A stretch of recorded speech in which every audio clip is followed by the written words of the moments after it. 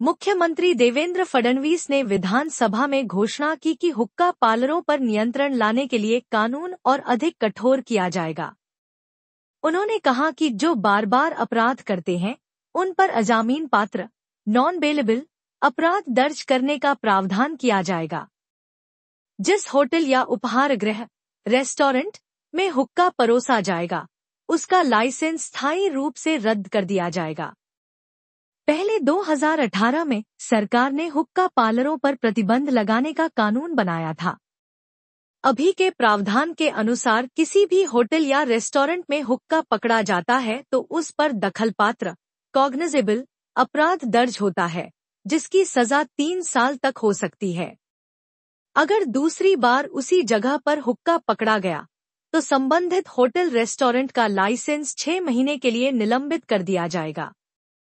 अगर तीसरी बार पकड़ा गया तो लाइसेंस हमेशा के लिए रद्द कर दिया जाएगा और अपराध अजामीन पात्र माना जाएगा।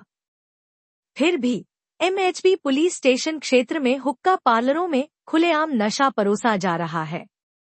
ये पार्लर सुबह 6 बजे तक खुले रहते हैं। सवाल यह उठता है कि मुख्यमंत्री फडणवीस ने कानून तो बना दिया है, परंतु इस पर अभी तक पूरी तरह से लगाम क्यों नहीं लगाई जा सकी है? निर्णय आहे म्हणून हरभर हुक्का पार्लर सुरू आहे असं मंत्री महोदयांनी उत्तर दिलं। म्हणून माझा पहिला स्पेसिफिक प्रश्न की सरकार या संदर्भात सुप्रीम कोर्टात गेलं का? गेलं नसेल तर सुप्रीम कोर्टात जाणार आहे का? जाणार असेल तर उत्तमातलं उत्तम वकील देणार आहात का? पण अध्यक्ष महोदय, आपण हुक्का पार्लरचं वाढतं प्रस्त पाहता 2018 साली हुक्का पार्लरवर बंदी आणली। तो कायदा आपण केला। आता त्या कायद्याला अधिक कडक करण्याची आवश्यकता आहे। त्यामुळे आता ज्या ठिकाणी हुक्का पार्लर सापडेल त्या ठिकाणी आपण आता कॉग्निजेबल ऑफेन्स केला आहे। 3 वर्षापर्यंतची त्याची सजा केलेली आहे।